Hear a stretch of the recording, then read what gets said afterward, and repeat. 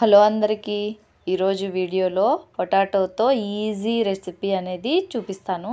పిల్లలకైతే చాలా బాగా నచ్చుతుంది. ఎందుకంటే దీంట్లో కారం ఏమి ఎక్కువ యాడ్ చేయము కాబట్టి. ఇది మసాలా వేసి కూడా తయారు చేసుకోవచ్చు. కానీ నేను పిల్లల కోసమే చేస్తున్నాను కాబట్టి చిల్లీ ఫ్లేక్స్, గార్లిక్, వెల్లుల్లిపాయలు అవేమి యాడ్ చేయకుండా చేశాను. ఈజీగా ఉంటుంది రెసిపీ అయితే. ఇలా బాయిల్ చేసుకున్నాక వీడియో చూస్తూ ఉండండి. నేను నా స్టోరీ చెప్తాను. యూట్యూబ్ స్టార్ట్ చేసి నేను 1 మంత్ అవుతుంది. ఈ 1 మంత్లో నాకు ఎక్స్పీరియన్స్ అయిన కొన్ని సిచ్యువేషన్స్ ఎవరైనా కొత్తగా ఛానల్ స్టార్ట్ చేయాలి అని అనుకునే వాళ్ళకి బాగా యూస్ అవుతుంది ఈ పాయింట్స్.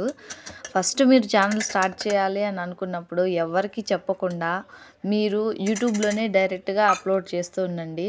ఫ్రెండ్స్కి, రిలేటివ్స్కి అలా షేర్ చేసినా కానీ యూట్యూబ్ అంటే ఇంట్రెస్ట్ లేని వాళ్ళకి షేర్ చేసినా వేస్ట్.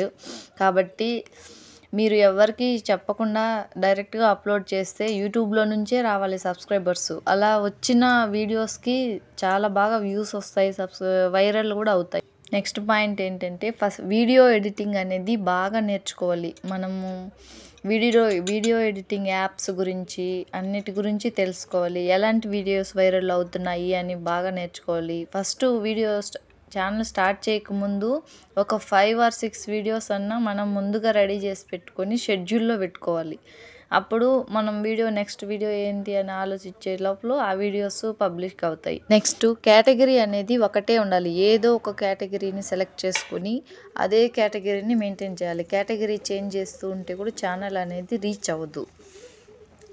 అండ్ నెక్స్ట్ మీ వీడియోకి మీరే వాయిస్ ఓవర్ ఇవ్వండి. మ్యూజిక్ అలాంటి ఎక్స్ట్రా వేరే వాళ్ళ వాయిస్ పెట్టడము అలాంటివంతా చేస్తే అది ఎప్పటికైనా అది డేంజరే అవుతుంది. కాబట్టి మీ వీడియోకి మీ వాయిస్ని మీ వ్యూయర్స్కి, సబ్స్క్రైబర్స్కి పరిచయం చేయండి. అలా చేయడం వల్ల మీకే బెనిఫిట్ అవుతుంది. ఇంకా చాలా ఉన్నాయి చెప్పుకుంటూ పోతే. ఈ స్నాక్ ఎలా ఉందో చెప్పండి. ఒకసారి ట్రై చేసి ఎలా వచ్చిందో కూడా కామెంట్ చేయండి. నా వీడియోని లైక్ చేసి, సబ్స్క్రైబ్ చేసి, షేర్ చేయండి. అలాగే బెల్ ఐకాన్ కూడా క్లిక్ చేయండి. నేను ఏదైనా రెసిపీ చేసిన నోటిఫికేషన్ అనేది మీకు వస్తుంది. పొటాటో రెసిపీస్ అంతా వేడివేడిగా ఉన్నప్పుడు తింటే చాలా క్రిస్పీగా ఉంటాయి. కాబట్టి చేసిన వెంటనే తినేసి ఎలా వచ్చిందో కామెంట్